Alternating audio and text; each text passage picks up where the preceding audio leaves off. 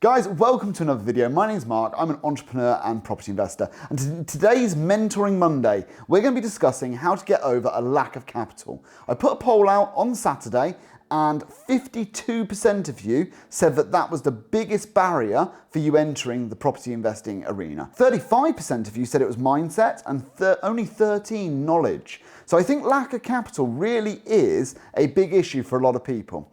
Now, before I get into the video, I just want to say and assure you that once you start on your property investing journey, I think once you get to 3, 4, 5 houses, the snowball really does start get going and it becomes so much easier. But I understand for that first 1 or 2 investments, capital is normally the biggest issue. So I can understand why the polls come out like this, I really can. So let's address it, let's work out how we can overcome it and what we could do. Let's get into the video.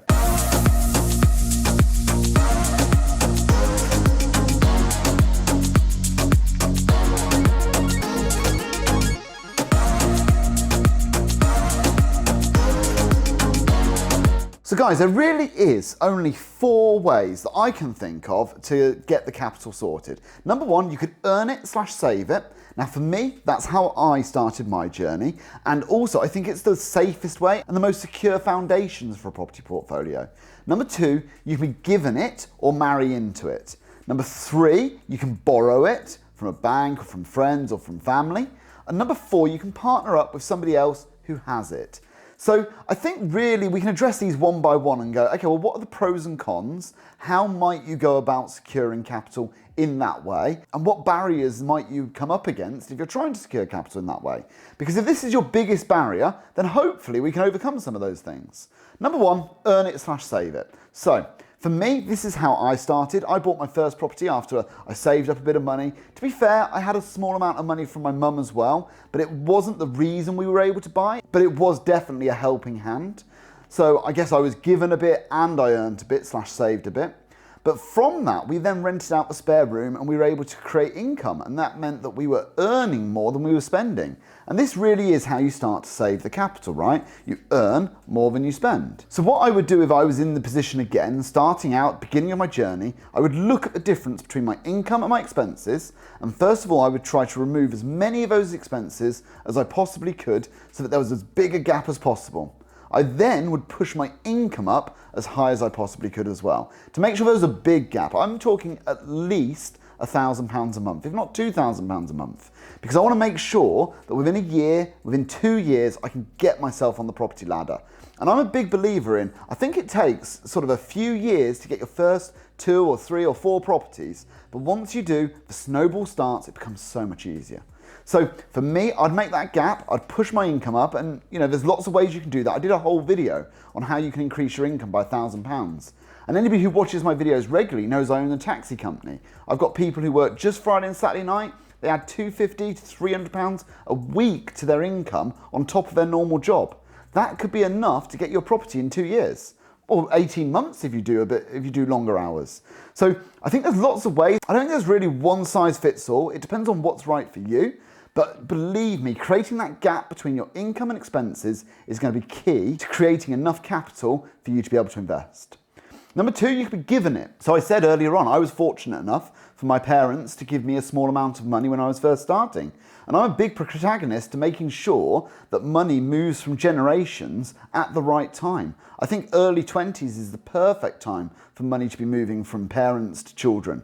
I think that that's when they can make most use of it. Did you know that if parents die with their money, that the average person's going to live to about 88, which means the average inheritance is going to be in their 60s. And it's just too late to do anything with that capital. So I'm a big believer in that. I think it's great. Marrying into it, I think that's a strategy. I'm not beautiful enough to be able to pull it off, but it's a strategy and maybe you are. But being given it, I think if you are a parent, maybe consider when you're going to look to try and move some money to the next generation. And if you're a child, maybe have that conversation with your parents and say, you know, what is your intention? Is your intention to leave it to me when you die in your 60s or when I'm 60 or 70? Or is it to move it on earlier? I think those sort of mature conversations can be really helpful. Although in the UK, it's so taboo and I wish it wasn't. My third option was to borrow it. Now, I borrowed money from the banks, I've got loans, I've got car loans, I've got lots and different finance arrangements. So I think this is a strong strategy.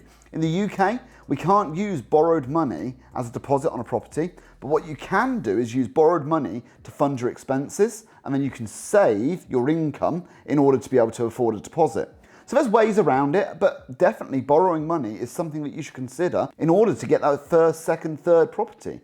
Once you have, you're going to be borrowing money for every property, because you're just going to be doing it through a remortgage, which is perfectly acceptable. It's funny how an unsecured loan is not, but a remortgage is. But ultimately, they're the same thing. But you've got to follow the rules, and you've got to make sure that when you come to proving your deposit, there's strong KYC requirements in the UK, know your customer. So you've got to make sure that you're ticking all those boxes, and that will allow you to purchase the properties. If you don't, you might have the transaction pulled away from you anyway. Fourth one would be to partner up with somebody who has money, and you might have the skills. Now, I have a lot of people approaching me already saying, you know, would you like to invest in this deal? Would you like to invest in that deal? We'll do a 50-50 split. And why aren't I biting everybody's hands off? Well, it's because I have my own team. And these people don't have the experience. They haven't done it before. They haven't got a list of transactions where they've been able to go through the process. So for me, that's a high risk, low return kind of environment. It's not something that's going to interest me. So I think if you are going to take that approach, you have to make sure that probably you're doing it with people that trust you. You have to be able to build gravitas. I think it's incredibly difficult to do if you don't have the baseline skills or you've just watched some internet videos. I think investors are more sophisticated than that normally. They want to know what is your experience in this field. How many people have you helped? What projects have you done? How did they work out? So I think that there are challenges with that. But ultimately, any one of these four ways will get you to the end destination. The other thing I wanted to do in this video, obviously today is Monday, and it's Monday the 17th. I'm filming it on the same day we're releasing it. We're going to do a competition today to pull and find out who's going to come shooting with me. Lots of you entered the competition. I'm going to get Nick to come around here and just video this right now. So guys, we're going to pick the winner now. I've just put all the comments on. I need to press start, and we will see who wins. It's Richard Frost. Now for complete transparency, Nick, I pulled that once, right? You don't know this, yeah. But I know Richard. We've known each other for about 20 years. Shall I let him win or shall I pull it again? What do you think? Let him win. Let him win. Let him win. Yeah. I swear to you guys, I swear. Guys, I'm going to let Richard win. Richard, you have won. We're going to go shooting together. But guys, I swear I only drew that once. I wouldn't lie to you. It's only been drawn once. So Richard, we'll go shooting and we'll do another competition next week, I think, for the dividend giveaway for May. No, it'll be the week after for dividend giveaway for May. So stay tuned for that. But guys, if I was in any position, I would first of all look at which of those strategies I'm going to use in order to try and make sure that I solve my lack of capital. Am I going to earn extra? And that could be a side business, it could be a side job. Either way, you've got to make a difference between your income and your expenses. It's possible. It's hard work, but it's possible. And the reality is, if it was really, really easy, everybody would be doing it, right? Everybody would be a property investor. So it can't be easy. There has to be a challenge for you to overcome in order for you to be able to become part of the 1% or the top 0.1% or whatever your target might be. You're going to have to do something extraordinary to get there. Maybe you'll be given the money. That will make it easier for you. There's no question. If you get a loan, if you're in your 30s, you get given 100 grand, 200 grand from your parents, there's no question your journey will be much easier. But you're still going to need to put it to work. You're still going to need to do the right things. And you're still going to need to make sure that you're mortgageable and all the other things that come with it. But I wouldn't look down on somebody who's given money at all. Nobody should. It's just their circumstances. You can only work with your circumstances. You can borrow the money. As I said, there's lots of ways around that. You can speak to a broker. I'm sure they'll be able to help you out. And fourth, you could partner up with someone. You could have the skills, you can bring things. Maybe you could partner up with a family member, somebody who already has that trust. So you don't have to overcome that trust barrier, which is so hard to do so when you're just starting out.